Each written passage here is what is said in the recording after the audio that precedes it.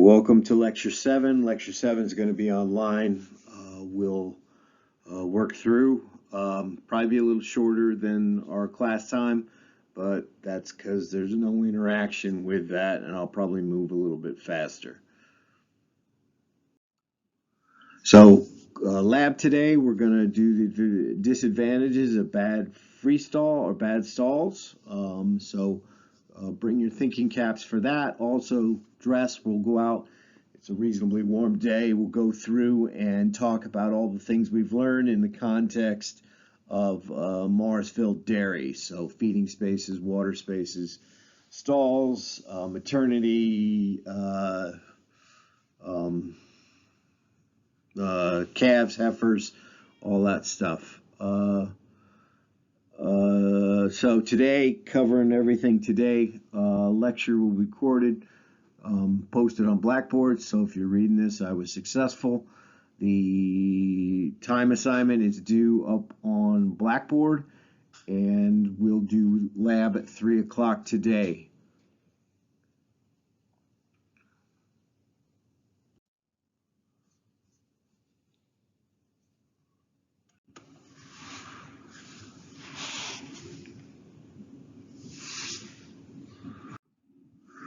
Okay, when we're talking about housing with cows, laying things out, we want to think about the alleyways and paths that the animals have to resources. So we want to at least consider if an animal is using a water space or a feed space, that you've got the length of the cow and then two pass-bys or two alleys that they could pass behind. So we're looking at 6-7 feet for the length of the animal using the resource, drinking at a water trough, eating at a feed line, and then two alleyways 4 foot wide each so animals could pass by. So that's going to lead to a lot of concrete associated with the building, but if you don't put that in, you're going to restrict animal movement, and that can be a real challenge. So anytime you have animals bumping in, or the brush butt, as I state here, you're going to increase the chances of displacement. We also want to think of not just enough space, but we want multiple approaches to resources if we can get them. They can approach the feed bunk from multiple directions. You have the ability to go around either side. So we're thinking in a freestall, we're thinking about alleys located in the middle of freestalls, on the end of freestalls, so animals can come around multiple approaches, multiple resources. So lots of feed line, multiple water sources, so no one animal can dominate or manipulate access to that resource. So if you pull out your facilities manual, we're going to go to the water systems fact sheet. So this should be kind of review. I don't think we covered this specifically. Looking for signals that there might be insufficient water intake or problem with your water. So abnormally firm manure, decreased urine output, decreased water or feed intake, decreased milk production, all necessary, all indicators that water intake is low. So we talked about the natural drinking position of a cow. So that is listed in your fact sheet there. So you have it in one place to remind you of what you need.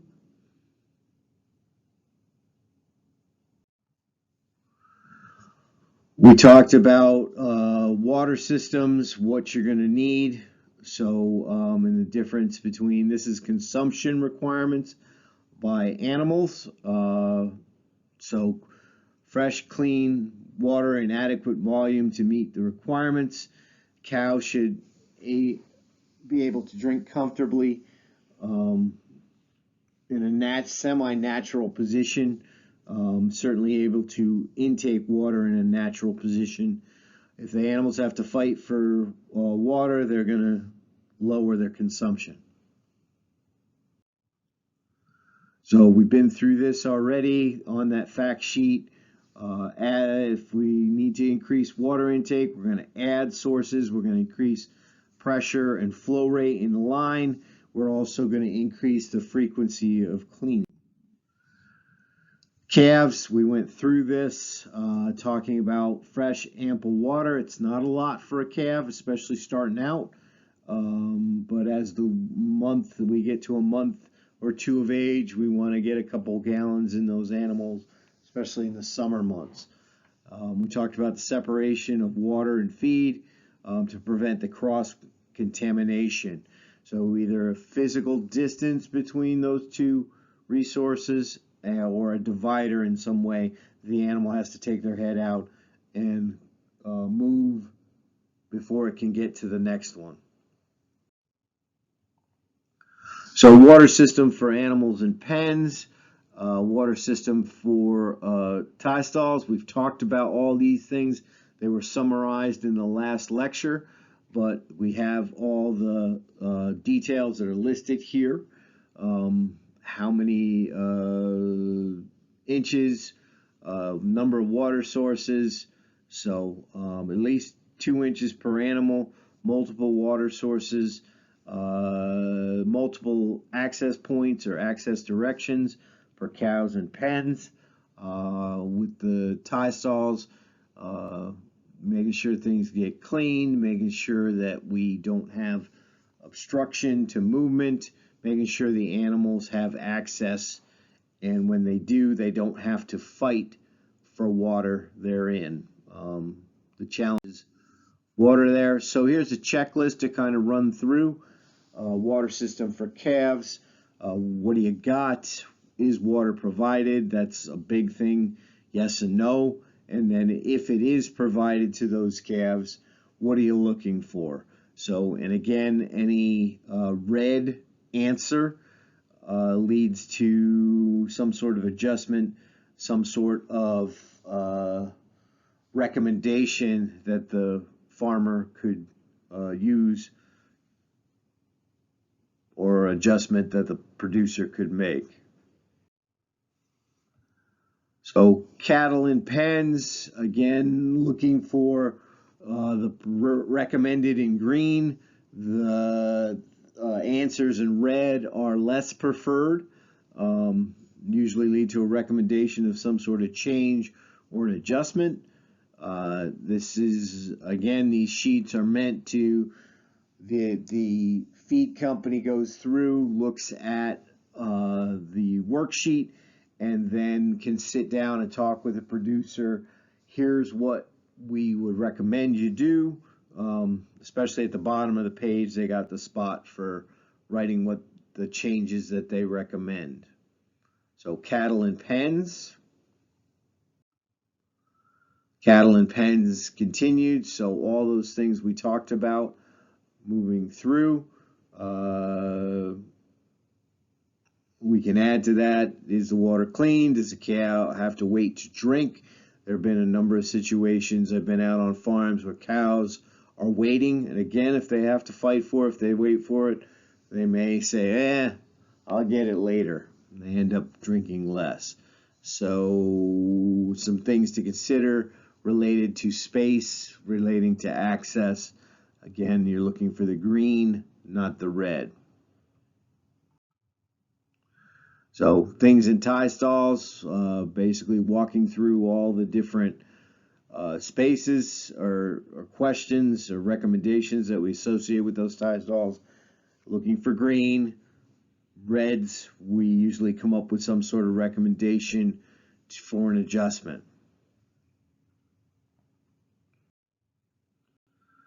Switching over to the calf housing fact sheet, we talk about the space required for each animal.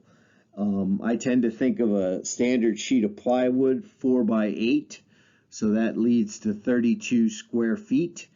There are a number of places that might be less than that, but you're going to deal with dirtier bedding and probably respiratory issues if things are confined. But that 30 square feet, somewhere in there, for our milk-fed animals, for our pre-weans, is a good place to start. So we've got calf hutches, what we'd expect with them, what our recommendation, 2 weeks idle between the calves or some sort of disinfection. Calf hutches out in California, a slightly different approach. They tend to be much smaller than what we consider here. They're elevated, so the manure drops down below. But we got to make sure in the summer that we've got shade and ventilation in these hutches, especially if you got an older style that is translucent, allows the light in, you get a greenhouse effect. We got to be able to ventilate those hutches, make sure we don't run into trouble. We look at winter needs, hutches that are going to face south or east to get the most light in they can, and at the same time providing enough bedding in there to keep the animals warm. Bedded pen, what we're looking for there, solid partitions are meant to keep that nose-to-nose contact to a minimum. The solid partitions at the same time will challenge ventilation, so you got to go with those partitions, not against them or perpendicular to them. So we want to make sure that the bedding is clean, the space is adequate, and with the extra space there, having some extra space when the time comes. We know that calving is never equal throughout the year. There's sometimes bunches. Being able to accommodate that flush of animals is a good thing. Also, the idle space allows us time to disinfect things, allows time for things to sit idle, possibly get some sunshine on there, some UV light that's going to get rid of those microbes that cause problems. Individual tie stall and ventilation, sanitation, the same as always, but challenge therein with any calf housing, making sure, especially around here in the wintertime, everything is where it needs to be. Transition animals, as we bring animals together, making sure we've got enough space for each animal, making sure that they have time to socialize, get used to each other, understand that this is where water is, this is where feed is, making the adjustments to the newness. Transition housing, at least up at the dairy, we found that if you could keep those animals together as you group them together in that calf barn before we move them over, we seem to transition better, probably less stress. We seem to have less coccidiosis with the addition of that loose housing in the calf barn. So again, here's our worksheet. We're looking for green as our answers, not red. So clean and dry, we'll use that over and over and over and again. We want to make sure our ventilation is what it should be, especially if we get down where the calf's noses are, where they're breathing. Sometimes the ventilation in some barns can be really great above the stalls, but you get down in the stalls at calf level and you can't breathe, and usually you hear a lot of coughing in those barns. So are we providing in each type of housing our adequate space?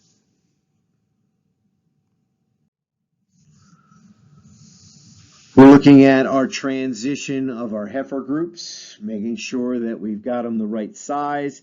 Everybody is about the same size, so we don't have bullying and dominance and subordination. That group of less than 6 or less is a good transition start. that's modified by depending on what you've got. There are a lot of places that go to group housing straight off. There's a place over south of Utica, uses 25 animals per group. So from right shortly after birth, they spend a couple days in a hutch, make sure they hit the ground running, and then they train them onto the group feeders, and they get into those larger groups that provide the farm as they move forward. So checking through, do we have adequate disinfection, adequate idle time between? Do we prevent nose-to-nose contact? Do we have any indication that things are not working well? The respiratory ailments, the digestive ailments can be an indicator that we're maybe not up to snuff, we're not clean and dry, we're not ventilating the way we could. Heifer housing, continuing on, calves to heifers, trying to get the situation where you've got enough room for these animals to eat. They're not going to take all day to consume, so we have to be able to allow all the animals to eat at the same time. We want to make sure that we're grouped by size so we don't get the competition or negative competition. We'd like to have animals grouped by age. That helps with our vaccinations and things like that. We know that they go into this pen, make that transition, we do X, Y, and Z. Options moving through what you could consider for a housing, lots of different options. I'll also post the Wisconsin thing there, slideshow that I found that shows a lot of different ones, a bunch of ones like out west, the feedlots or dry lots that I'm not going to get into here because dry lots just don't happen here in the Northeast. So the specs associated with the various sizes of heifers. So 450, 650, 900, 1,100 pound animals. How much resting area do they need? We're moving up from that 32 square feet all the way up to double that. Moving through, we've got the paved outside lots, how much space you might provide for those. And then there's the self-cleaning resting areas, sometimes called a slope barn, the Virginia slope. I'll go through that. We don't always see those up in New York. It's just too cold for them up here. So, but you'll notice on those we have reduced square footage per animal. The idea is that you're going to bed more frequently, and then the animal movement will lead to turnover of the bedding. So we need that high density to make that happen. If you're dealing with the free stalls for those animals, here's some of the dimensions going through, so you'll recognize some of these dimensions. The width of the stalls, the length for front lunge, distance from the curb to the brisket locator, distance from the curb to the neck rail height, and then the spacing to the upper neck rail. So you've got the different body sizes, and as we move from left to right, the stall dimensions get bigger and bigger as you'd expect. So heifer housing worksheet, we look at the stall dimensions. This farm, does it fit the recommended size? So you have the opportunity there for discussion on these worksheets. And then if we got loose housing, do we have enough space for each animal? So going through figuring out how much space we have, how much space per how many animals, and divide through to get space per animal. We developed a flow chart that kind of steps through all the recommendations associated with heifer housing. Are animals grouped properly? Are they all uniform size? If they are, we move on to, is the number of animals in the pen appropriate? we consider the stalls, but more importantly, the feed line. And we have to get one of the two approaches. Either feed is always available, or we've got enough feed line for all the animals to eat at once. So that can be a challenge in a lot of heifer housing, and could lead to some issues depending on how we do things. If that's okay, then we look at the dimensions on the free stalls. Are they adequate? If not, we make some adjustments or consider new things when we redo. Hopefully with our heifer housing, one of the challenges is, do we have any sort of restraint system that allows for breeding, palpation, administering of treatments and vaccines? That really makes a difference for the timely application of the management things we need to do. If you can't restrain the animals, especially as they get bigger, things tend not to get done. Space needs for the bigger animals, we looked at this before. Again, the resting area, we're moving up to more than double of what we'd have for a little calf. If we got some outside area, we might have a little bit more space and a little bit more room to spread that manure around. And in the self-cleaning areas, we're going to need a little bit smaller space. So this is what we're thinking about for a self-cleaning area. So this is kind of a cross-section of a barn. So on the left, we've got the feed line. We've got something facing south, and sometimes we have a slope on the feed line, sometimes not. But we definitely have a slope on a bedding area in the back. So you have this slope, and the idea as the animals walk on it, it moves the bedding downhill. So from the right side, you're going to bring in clean bedding at the top. The animals are going to be in there fairly crowded, and the continued walking on it will bring it down to that flat area where we can come through. There's usually a gate system that we can swing back. We can lock the animals in the gated or bedded area or bedding area and come through with some sort of scraper and get rid of the soiled bedding. So you're going to put clean stuff in the top. It's going to work its way down. By the time it gets down to the bottom, you're going to be able to scrape it out. So you need a certain amount of slope for this to make it work. These aren't as popular as they used to be, but you will still see them around, especially down in Virginia. The slope on these is meant to be 1 inch to 2 inches per foot. So fairly steep slope compared to what we're used to with our stalls and things like that. But we want to get that feed moving, so we need a certain amount of slope. They're pretty popular as you get in Virginia. As you get north, there's snow issues with these barns. There's also freezing issues, that things get so frozen that the stomping of the feet does not allow the bedding to move. So that is a real negative for about 3 months a year up here, so you don't see them nearly as popular up here with that loose housing and the Virginia slope barn. Again, if you take a look, I think I pulled some of those photos, but you take a look in at Wisconsin, a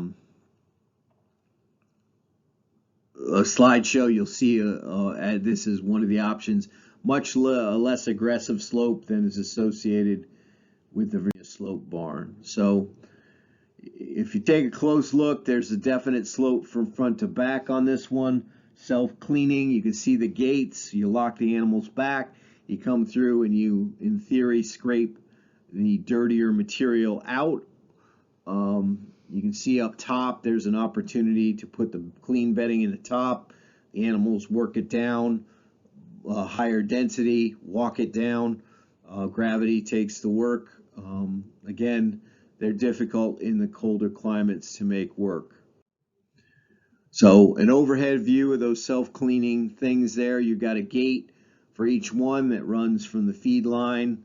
You probably don't have a slope here that closes off those animals in the back. You swing all those gates, you can run through with a skid loader to push everything off the end. I think you'll see that clearly in the Wisconsin slide set. Maternity housing. We need to think about where we calve our animals out and what the needs are associated for the cow calving, the birth itself, and then the initial things we need for the newborn. So we're looking for comfortable, stress-free, fresh water feed when she desires it. There's not a lot of need for that as she's calving, but we want to have that right there, ready to go after she calves. As usually she takes care of her calf, then she takes care of herself. Be nice, be a clean, comfortable environment where we can assist the animal as necessary. The newborn should arrive in a clean environment, free of small particles and contaminants that they can inhale. So given all that stuff, considering the mom, the birth, and the newborn, here's a list of recommendations associated with that. So your box stall should be 12 by 12 or 10 by 14. The idea is that you have the animal and then you can work behind it. So you're looking at a 7-8 foot animal and then you space to work behind it. So I think about 12 by 12, 140 square feet is what we're looking for. You want something that can be cleaned and drained. So one approach is a layer of sand with a layer of straw over top of that. The idea is you don't have the calf born in the sand. We don't want them taking their first breath and that being full of sand. Get that in their lung, that's going to carry bacteria with it. So the straw is meant that it will catch and will not be aspirated. Some people use the straw to get the nose, get the calf breathing. So we'd like to have feed available. At Minor Institute where I used to work, these feed tubs on wheels could be lined up in the morning when the feeder came by. They could dump feed in without getting off the truck, not getting off the tractor, and then the person in charge of maternity could wheel them into place and there was fresh feed there every day. So that was a nice approach. We want to make sure there's water available.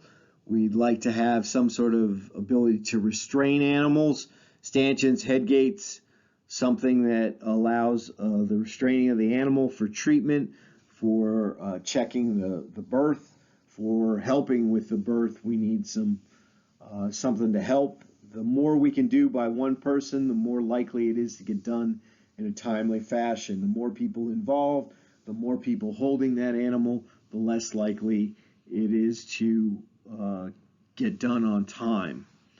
Other things to consider: provisions for lifting the animals, good lighting, convenient electrical outlets if we need them, observation such as video cameras or noise monitors so we can hear what's going on, see what's going on from other locations, access to veterinary treatment, the ability to remove dead animals.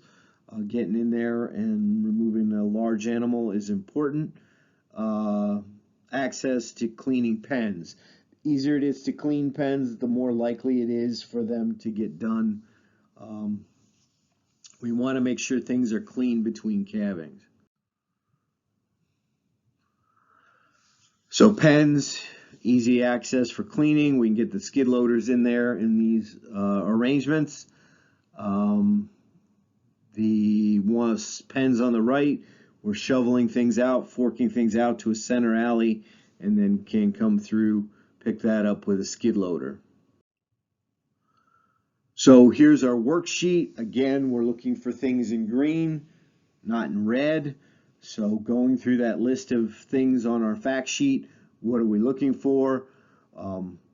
What things do we want to talk to a producer about? So management of the calving pen, how does that get done? When does it get clean? Is it left idle? Calving pens, how are they set up? What's available? What's in there? So the green versus the red. Does the animal have access to feed? The animal have access to water? What's the environment like? Can animals be strained? Can animals be lifted? Can dead animals be removed? All those things we hope are with one person. So this again, the worksheet here is meant for you to look as a consultant, to look at the situation, and then being able to talk about with the producer, here's an opportunity for you. Can we find a solution that makes things or allows things to fit? Floors. Pretty straightforward on floors, but something we don't always think about. So floors should be clean in a housing situation or anywhere where animals are moving. We want to be free from anything that can damage a hoof. So loose or damaged concrete, cracks, pits, sharp stones. We want to make sure that if we're bringing in sand, it's free of stones. Those stones provide a sharp pressure area. So if a cow steps on it, the stones, all the weight of the cow will go just on that stone. That's when we start to break the hooves apart, break that white line. We also want to make sure that the floors are free of sharp edges and points. Floors need to be well drained. We're looking at ice in the winter if it's not well drained, and algae in the summer. Both of these can lead to animal slipping and falling. The slipping and falling usually leads to things that break. If anybody's heard that sound, it's not one that you want to hear, and it's going to ruin your day. We provide traction so those animals don't slip and fall, that they can walk with confidence as they move forward. We want to make sure that they're not abrasive. Especially fresh concrete tends to cure with little micro points on it. So all that concrete needs to be kind of broken in. Usually you take a skid loader and run the bucket back and forth. There are metal things that are going to take the tips off of those little micro points. If we don't do that, you're going to shave the soles off on the cows, and that's going to basically put the animals lame and out the door. If floors are slick, the manual has a number of recommendations that you can consider. The standard recommendation up here is some sort of scrabbling. People come in, rough up that concrete, but at the same time get rid of the points and stuff so the animals can get things done. Flooring fact sheet and worksheet. So if floors are too slick, we can try one of the following remedies. We can cut grooves in the floor. Make sure that if you've got curtains, they are down before that process begins. Minor Institute had bubble curtains, and somebody went through and put in grooves, cut grooves, and they all put micro holes in the bubble curtains. These are basically curtains that are lifted by filling them with air. The more air that goes in there, the higher the curtains, and it creates an insulated wall in the North Country, which is sometimes necessary. But machine grooves or scrabbling, the holes that can be put in any sort of material, tarp, bubble curtain. We can machine scrabble the floors, or we can create some sort of tractionable surface by getting kind of a thick coating that we rough up with some sort of organic material.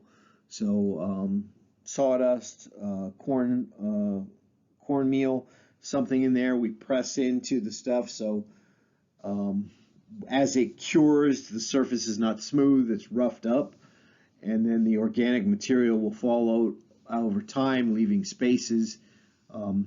Something they used to do with surfboards. You take epoxy on the top, you put sugar in the epoxy, and it leaves a roughed up surface The sugar melts in the water, leaves a roughed up surface for the surfer to get traction on. I don't think it's terribly popular, but I think they tend to go back toward the wax, but there's an opportunity there. The problem with this is it usually wears out over time. It needs to be redone or repainted. The challenge becomes, can I let that floor cure for long enough before I have to allow animals to walk on it again? So examples of grooving, diagonal, we have two different directions of the grooves.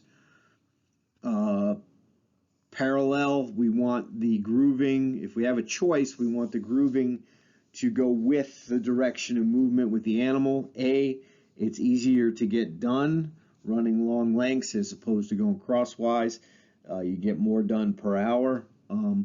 Also, the parallel grooves allow the animals, as they slip to the left and to the right, lateral and medial, the grooves will catch their hooves and give them something that they can push back against or push against. So we're thinking about our grooves. Standard recommendations, the width of each groove is about 1/4 inch. Depth is 1/4 inch. We want that cross section to be square. So we want a sharp, square, 90-degree angle at the top of the groove. We don't want something that slopes in. That point is meant to catch the edge or give those hooves something to catch on. If it's rounded or if it's sloped, you're going to miss that opportunity to catch or have something to push against as they move through. Spacing on the grooves, we're looking at 4 inches, somewhere in there. We want something that with each footfall, 2 grooves are under a cow's foot. So if we're looking at a 5-foot double claw area of the foot, we should be able to, with a 2.5 to 4 inches, to catch 2 grooves with their feet. Again, we've got the worksheet kind of steps us through all the things we're looking for. We're looking for the green, not the red. And this gives us an opportunity to talk with the manager about what we could or couldn't do to change. So clean, easily cleanable, doesn't do damage to the foot, free of standing liquids. Do the animals walk with confidence? Do they walk without slipping? And the floor is causing wear or injury to the cow's feet. We'd like all that to be in the green, not the red. So some examples on that worksheet of the recommendations we're looking for. Again, an opportunity to talk with the producer.